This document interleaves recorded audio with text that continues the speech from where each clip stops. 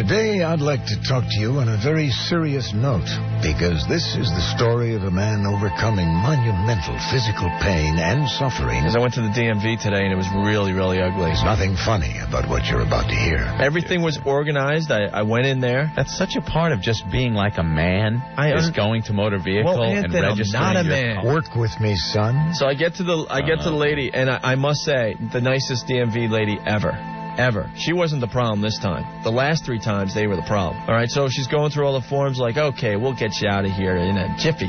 Right. And she's going through all the stuff, and I'm like, all right, finally. 4th time going to DMV to get my vehicle registered. This is it. I'm finally going to have New York plates. Truth be told, today's world can be namby-pamby. All of a sudden, she says, okay, I just need a copy of the title. Is this the title? I started panicking. What to do? What to do? So I had to get the leasing company on the line. This was the last time I went to send me the power of attorney, basically saying it's okay to register the car in New York State. All right? Uh-huh. You would think that people, when they're sending that, would send a copy of the title knowing I'm going to need that as well, Anthony. No, you can't expect them to do that. So I don't have the title. So now I can't do it. So now I'm ready to go home, which means I'd have to go back to the DMV for the 5th time. No!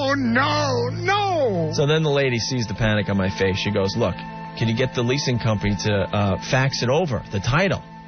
If I get a fax of it, boom, you're out of here in 2 minutes. I'm like, no problem. He realizes he's got to get it. So I go out in the hall.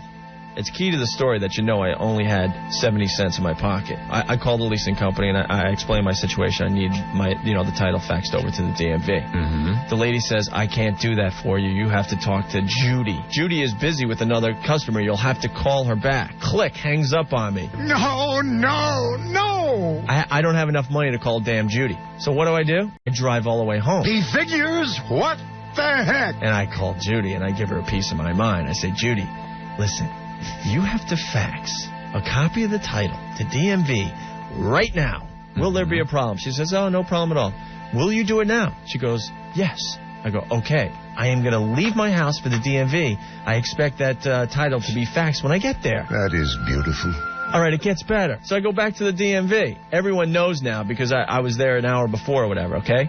I spend 20 minutes staring at the fax machine, waiting for a copy of the title to come through. What to do? 20 minutes later, it's not coming through the fax machine, okay? He said it would not work. After 20 minutes away in the DMV, I'm like, okay, there's a problem. Now I have to make another call. I don't have any change. No. So I'm at the customer service. I explain, look, the lady was supposed to fax it 20 minutes ago. I've been staring at the fax machine. There's a problem. I need to use your phone.